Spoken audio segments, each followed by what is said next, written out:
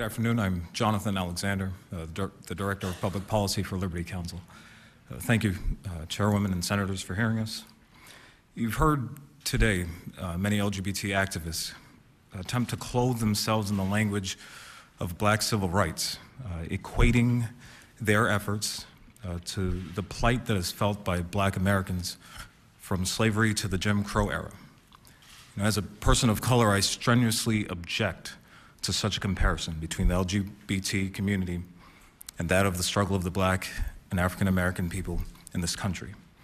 It's not only offensive, but it is intellectually dishonest. It's a striking difference, and here's why. The disgraces and unspeakable hardships that have been faced by Black Americans over the course of our nation's history are quite frankly unmatched.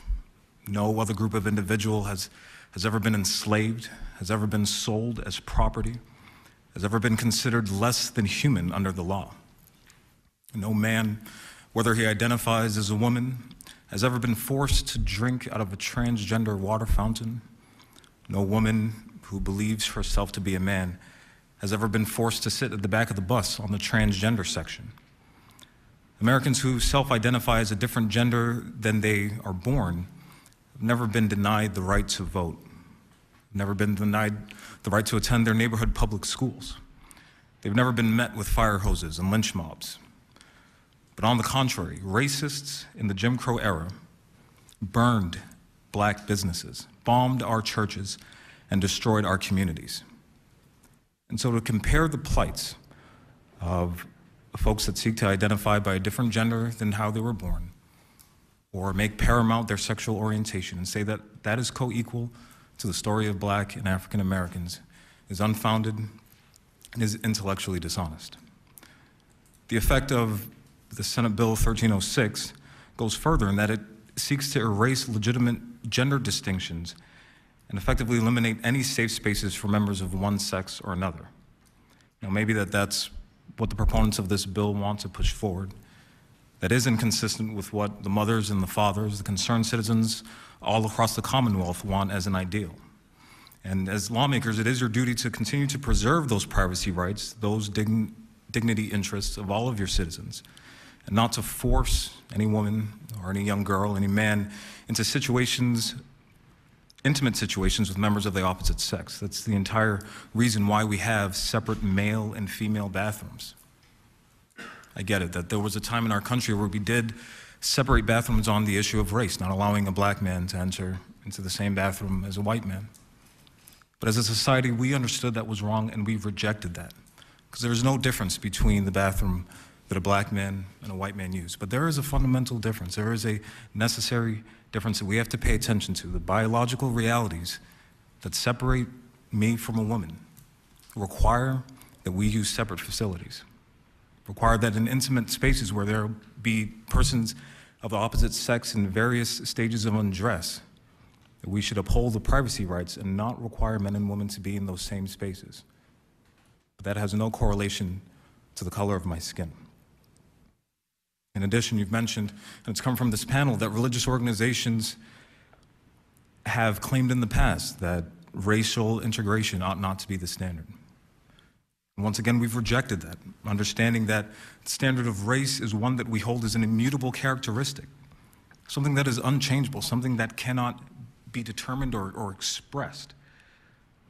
But that's different from sexual orientation. That's different from gender identity, from expressing yourself as a different gender than how you were born. Because there is no action of being Black, but there is a behavior associated with sexual orientation. There is a identification process associated with one's gender identity. Myself as a Black man I've always woken up every morning, as I have before and will every morning, as a Black man. That's not a choice that I can make. That's not as a result of soul searching. My parents, my mother didn't live for 40 years as a white woman and just suddenly discover that she was Black. My father doesn't identify as Black or express himself as Black. No, he is Black. And we're grateful to live in a nation that doesn't assign moral or functional relevance to the color of our skin. But there is a moral and a functional relevance to the fact that my mother is a woman and that my father is a man. Without those two relevant moral biological facts, I wouldn't be here. I couldn't exist. So piggybacking the gender identity or the transgender movement on the backs of the civil rights movement, saying that gender identity is co-equal to the Black experience, is not only intellectually dishonest, but it is fundamentally flawed. And it goes a step further and shames the legacy of the men and the women that fought to be known by the content of their character and not the color of their skin. I've spoken to many legislators that are weary of being called discriminatory. I'll assure you that you are not discriminatory when you uphold privacy rights, when you consider religious liberty as acting on their beliefs, their rights to determine that certain conduct can't be reflective of the organization that one participates in. You're not being discriminatory. Rather, you're thinking of those rights. You're also thinking of the privacy rights of the men and women when they enter into locker rooms, bathrooms, and shower spaces, that they not be forced to do so in the presence of persons of the opposite sex. Religious organizations here in Pennsylvania have the right under current state law to hire people that believe as they do, consistent with their belief.